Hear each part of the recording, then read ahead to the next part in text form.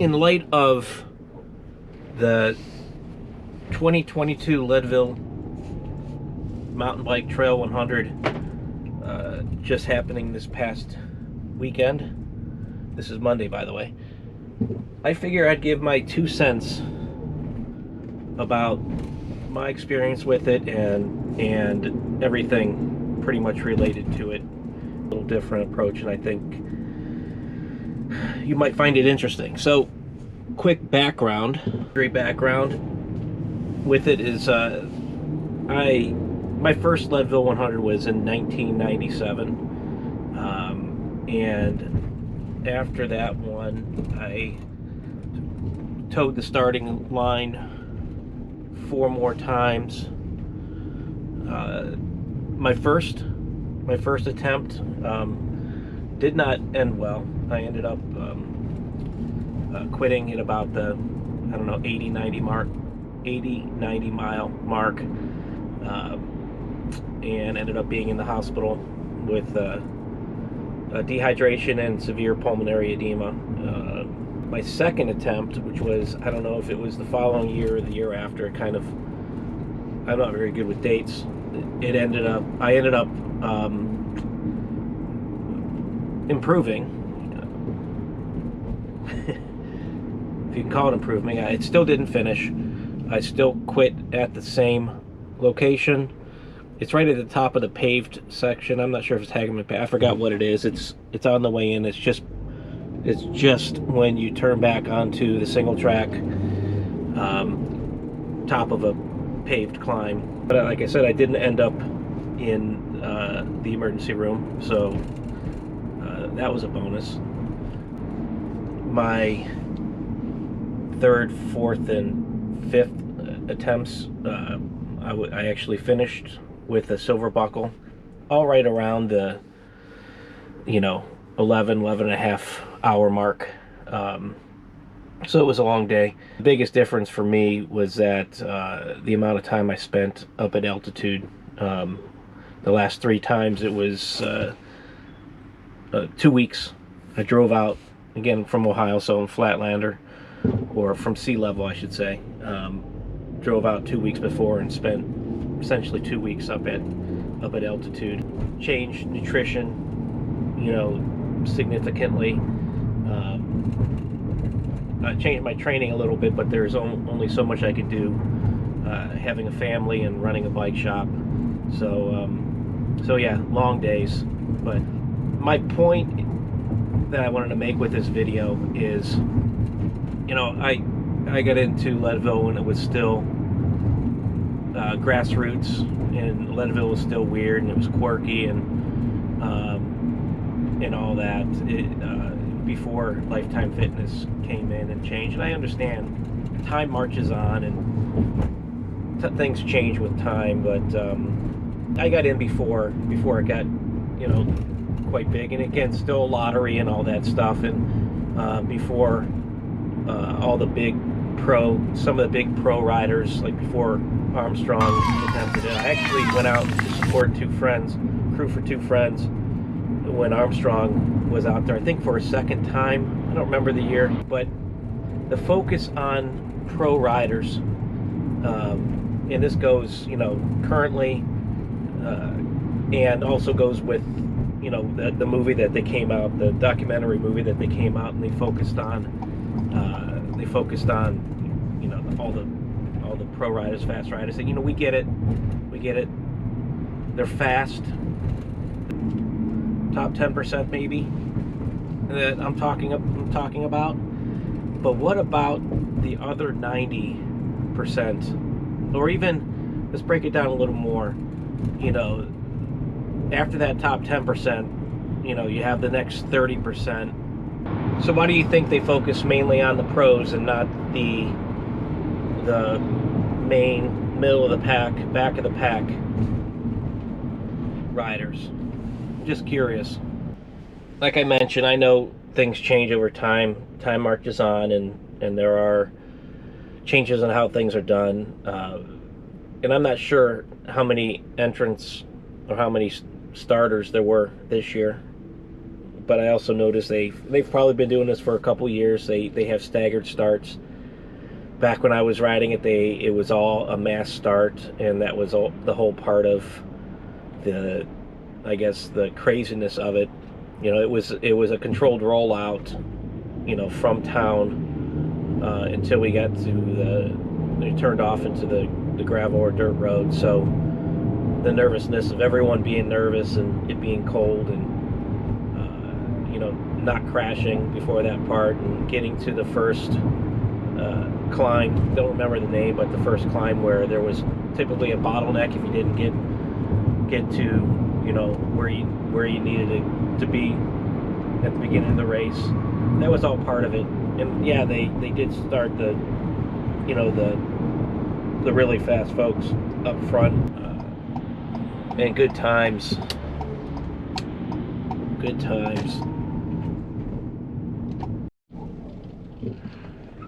So let me see if I can remember some details about my Leadvilles. So again, the first one is 97. Went with a bunch of buddies and my dad and my father-in-law out to Leadville in a rented RV.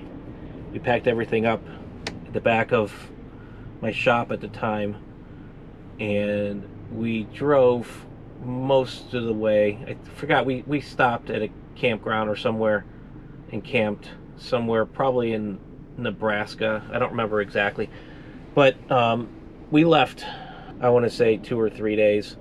So we got into Leadville up at altitude, which is just over 10,000 feet. Stayed at Sugarloaf and Campground, and it had to be a day before. Messed around a little bit. Following day was registration, which was Friday, I believe. Heard the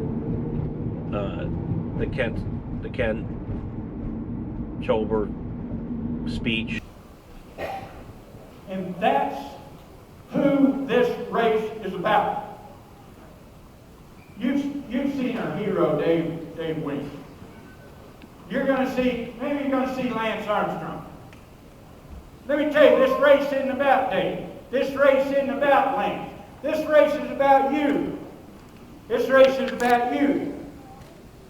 We didn't do all this work so you can get out there and be a crybaby. Better than you think you are, you can do more than you think you can. I promise you, it's going to hurt only 12 hours. If you quit. If you quit, it'll hurt forever. It'll hurt forever. You know, got checked in, packets and everything, and started the following morning. And like I mentioned, didn't end up well. I quit at 80. Felt like crap. Or 80 or 90, I forgot what it is. Felt like crap. My buddy Chris crashed, or somebody crashed into him and he fell, ended up breaking a wrist. He ended up riding to the same point where I quit, but he did it with a broken wrist. So both of us ended up in the hospital. Our experience in the hospital, I was going to be admitted, but since we had the RV backed up to the hospital and we told the doc that we are getting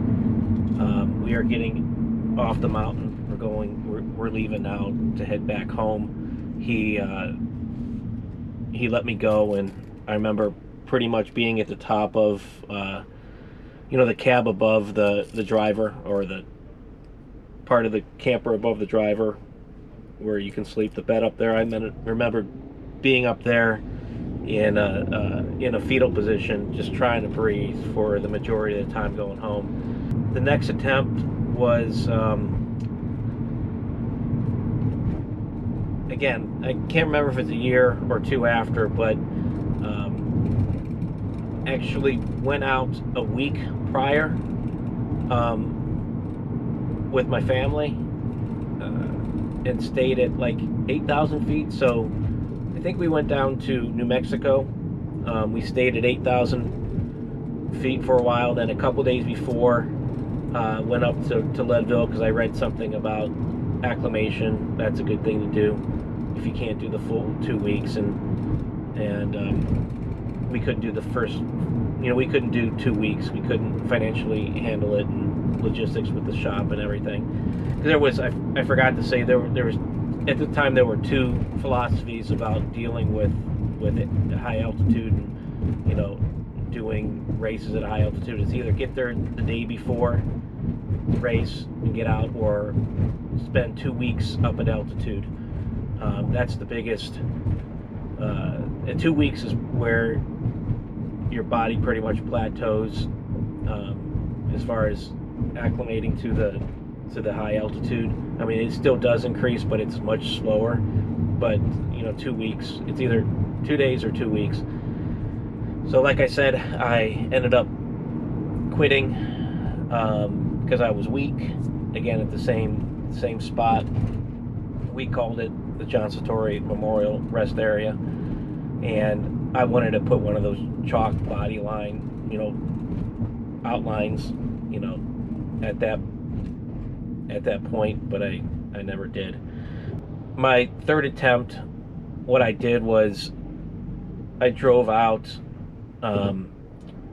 exactly 14 days. It was a Saturday, 14 days before the race, and drove straight through. And I was in Denver to watch the sunrise, and I was up in Leadville by noon. So I spent 2 weeks up at altitude. Didn't do a whole lot. Yeah, I did some hiking and a little bit of riding, but not a lot. So I was just acclimating, hanging out, driving around. I had a Jeep at the time, so I did a lot of four-wheeling. And that is when I was able to finish my first Leadville. Sorry, I'm at the post office here. So then, fast forward to the next one. I did the same thing for the following two. Left the Saturday, 2 weeks before the race, that Saturday morning, and drove straight up. And I was up at Leadville by noon the following day. And pretty much with slight tweaking of training.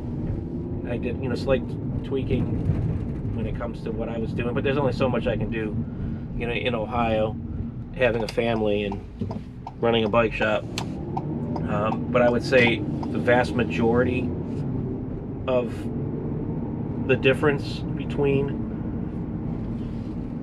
after my first finish and the following two had to do with nutrition. I went to using pretty much Hammer nutrition exclusively, almost from the beginning to the end, except for like towards the end, if I was craving something like chicken soup or whatever, it was game on, because pretty much after 8, 9 hours, 10 hours, just get what you can into your stomach. But yeah, so that was it. And like I said, it was all between 11 and 11 and a half hours or something like that, maybe 11:40, or I can't remember exactly. That's pretty much how I fared doing the Leadville Trail 100 mountain bike. Will I ever do it again? Doubtful. But I appreciate everyone who does. So yep, that's about it.